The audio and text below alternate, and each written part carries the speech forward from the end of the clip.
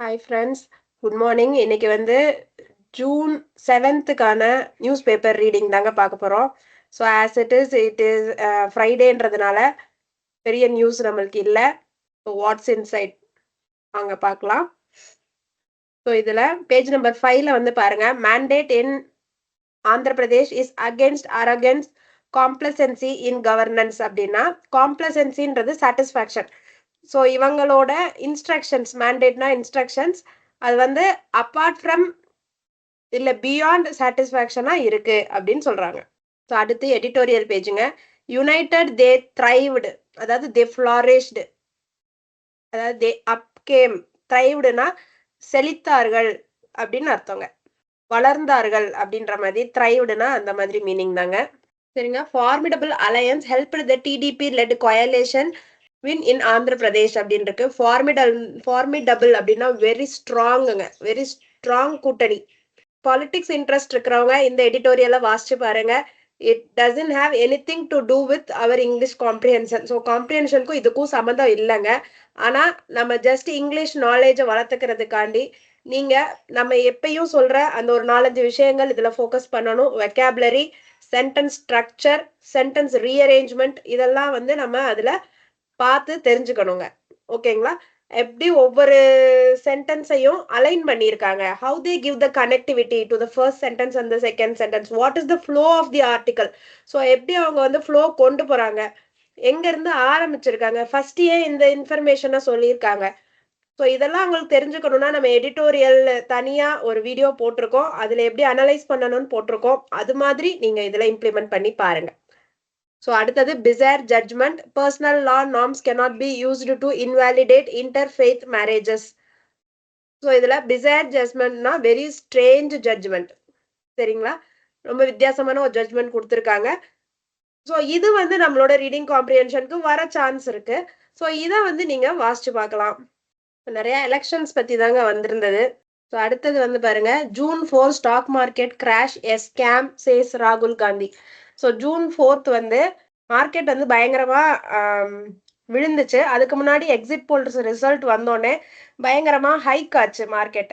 So இது எல்லாமே ரொம்ப ப்ரீ பிளான்டா நடந்திருக்கு அப்படின்னு ராஜீவ் காந்தி அவரோட பெர்ஸ்பெக்டிவ்ல சொல்றாங்க.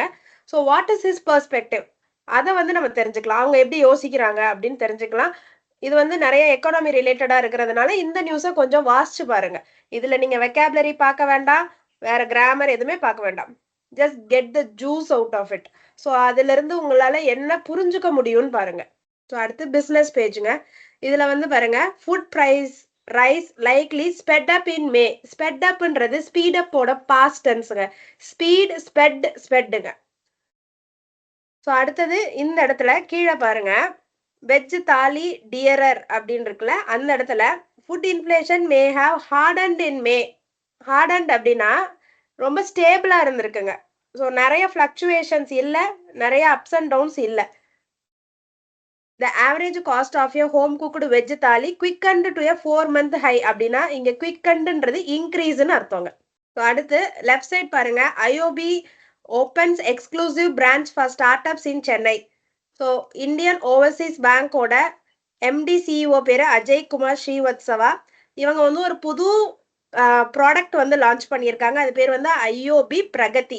அதுல என்ன பண்ண போறாங்கன்னா, ஸ்டார்ட் அப்ஸ்க்கு நிறைய லோன்ஸ் கொடுக்க போறாங்க. 35 ஸ்டார்ட் அப்பை ஆன்போர்டு பண்ண போறாங்க. ஆன்போர்ட்னா புதுசா உள்ள கொண்டு வர போறாங்க.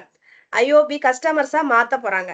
அடுத்தது IOB start up current account அப்படின்னு ஒரு புது ப்ராடக்டையும் லான்ச் பண்ணியிருக்காங்க. ஸ்டார்ட் அப்ஸ்காண்டியே ஒரு கரண்ட் அக்கௌண்ட்.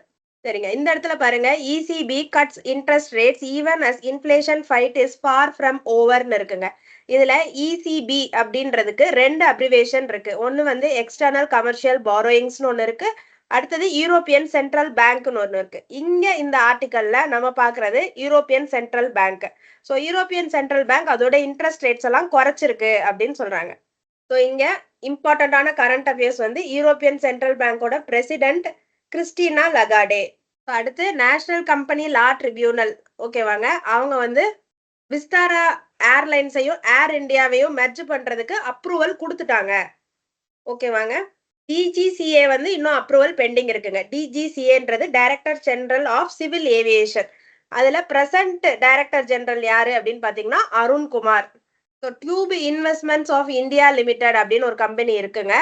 அதோட சிஎஃப்ஓ ஏஎன் மெய்யப்பன்ங்க. இது அவ்வளோ இம்பார்ட்டன்ட் இல்லைங்க, நியூஸ்ல வந்ததுனால மட்டுமே சொல்றேன். ஸோ இங்க பாருங்க, இந்தியாவோட ஹை நெட்வொர்த், அதாவது சூப்பர் ரிச் பீப்புள் இருக்காங்களங்க, அவங்களோட சொத்து மதிப்பு இன்னும் கூடி இருக்குங்க. அதிகமா ஏசியன் கண்ட்ரீஸ்ல கூடுனதே வந்து இந்தியாவுக்கும் ஆஸ்திரேலியாவுக்கும் தாங்க. ஓகேங்களா? இந்த ரிப்போர்ட்டை யார் ரிலீஸ் பண்ணியிருக்கா அப்படின்னு பாத்தீங்கன்னா, Capgemini research institute world wealth report 2024 தான் இதை வந்து ரிலீஸ் பண்ணியிருக்காங்க. அடுத்தது பாருங்க, நம்ம வந்து ரெனியூவபிள் எனர்ஜி கோலை வந்து அச்சீவ் பண்றதுக்கு இன்னும் நிறைய இன்வெஸ்ட்மெண்ட்ஸ் போட வேண்டியது இருக்கு. ஸோ எவ்வளவு தூரம் போடலாம்னா $385 பில்லியன் வரைக்கும் நம்ம போட வேண்டியது இருக்குங்க. ஸோ நம்ம ஒவ்வொரு வருஷமும் 50 ஜிகா வாட்ஸ் வந்து நம்ம ரெனியூவபிள் எனர்ஜி டார்கெட்டா வச்சுக்கிறோங்க. ஸோ நம்ம இந்த மாதிரி நிறைய இன்வெஸ்ட்மெண்ட்ஸ் போடணும் அப்படின்னு சொல்லி நிறைய கம்பெனிஸ் சொல்லுது. நம்ம வந்து வருஷம் 50 ஜிகா ஹார்ட்ஸ் இன்க்ரீஸ் பண்ணணும்னு டார்கெட் வச்சிருக்கோம். மூடிஸ் வந்து என்ன சொல்லுதுன்னா, நம்ம வருஷம் 44 ஜிகா ஹார்ட்ஸாவது அட்லீஸ்ட் இன்க்ரீஸ் பண்ணோம்னா தான் நம்ம டார்கெட்டை அடைய முடியும் அப்படின்னு சொல்றாங்க. ஸோ அடுத்தது இங்க பாருங்க, யுனைடெட் நேஷன் செக்யூரிட்டி கவுன்சில்ல 5 கண்ட்ரீஸை இப்போ புதுசா எலெக்ட் பண்ணியிருக்காங்க 2 இயர்ஸ் டேர்ம் பீரியடுக்கு. ஓகேவா? ஸோ யுனைடெட் நேஷன் செக்யூரிட்டி கவுன்சில்ல 193 மெம்பர்ஸ் இருக்காங்க. புதுசா உள்ள எலெக்ட் பண்ணியிருக்க கண்ட்ரீஸ் வந்து Denmark, Greece, Pakistan, Panama, Somalia. சரியாங்க? இந்த கண்ட்ரீஸ்லாம் உள்ள இன்க்ளூட் பண்ணியிருக்காங்க. யுனைடெட் நேஷன் செக்யூரிட்டி கவுன்சிலோட ஹெட் குவார்ட்டர்ஸ் வந்து நியூயார்க்ல இருக்குங்க. டைரக்டர் ஜெனரல் வந்து ஆண்டனியோ குட்ரஸ்ங்க. ஸோ நம்மளோட 29th COP29 எங்க நடக்க போகுது அப்படின்னா அசர்பைஜான்ல நடக்க போகுதுங்க. இது ஆல்ரெடி பார்த்திருந்தோம். அசர்பைஜான் பிரசிடென்ட் வந்து ஈஹம் ஐலேவ். ஓகேவாங்க? ஸோ அடுத்து ஷேத்ரி, இவர் வந்து ரிட்டையர்ட் ஆகுறாருங்க. இங்க வந்து ஆஃப் த பிஞ்ச் அப்படின்னா ரொம்ப ஸ்மால் அமௌண்ட்னு நம்ம ஏற்கனவே படிச்சிருக்கோம். இங்க வந்து ரிமூவ் இல்ல லீவ்னு அர்த்தங்க. 1000 cheered a tearful Sunil Chhetri off the pitch அப்படின்னா அவரு லீவ் ஆகும்போது நிறைய கண்ணீர் வடிச்சு அவரோட ஃபேன்ஸ் வழி அனுப்பி வச்சாங்க அப்படின்னு.